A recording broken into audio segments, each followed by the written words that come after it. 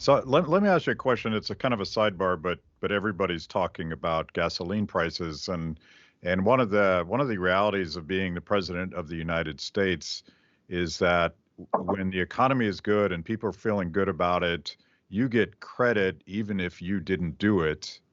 And when things are bad, and I'm going to spend most of the rest of the show picking on the Biden administration, so I'm not trying to make excuses for him, but Right. when things are bad, you get blamed for everything. And one of the weird things that happened just the other day is that the Biden administration released the Strategic Petroleum Reserve, which I think is a fig leaf at best. But how much of the price of gasoline is the Biden administration's fault, and how much of it is this cycle that you just suggested? So we could really, I mean, there are a number of things we could teach people that would really improve their understanding of economics. And I think a major one would be lag effects. There are different lag effects to fiscal and monetary stimuli or policy actions. And that's going to determine to some extent who should receive the blame or credit or whatever.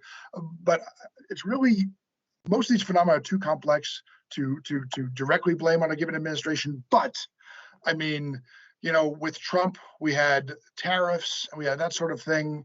And then with Biden, we've had this sort of embrace of green policies by force and some of these other initiatives. So I believe we saw gasoline spike at one point in the Trump administration and then come back down. And now it's started to rise again to the extent that lockdowns caused production to go offline. But I mean, we also had Hurricane Ida. That's another thing. There's a number of factors. But to the extent that the initial lockdowns created the circumstances which have made the previous basically economic capacity and growth and output difficult to reattain, you have to blame the initial lockdowns. And then certainly, I think lockdowns last year are mostly to blame, as well as a lot of states for continuing lockdowns and doing their own thing. But it has at best not been helped and probably exacerbated by the Biden administration. That's my overall take.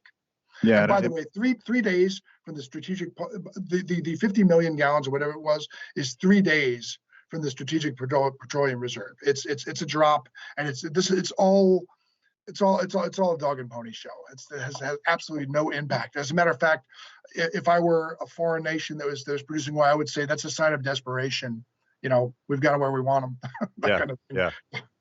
Well, I think it's to sort of pile onto that. It strikes me that a lot of really bad policies are coming out of the Biden administration. Yep. But in terms of gasoline prices, we haven't really felt that yet, whether it be the pipeline or just that whole philosophy. I sort of enjoy the irony of fossil fuels. The official policy of the Biden administration is fossil fuels are destroying the planet, and we're all going to die, as AOC likes to say. Yeah. But in the meantime, I'm going to drop the Strategic Petroleum Reserve on top of that, so that I guess we die faster. I don't know. Right. I realize what the politics take are. private planes to Davos and that sort of thing Yeah, yeah. to save the world.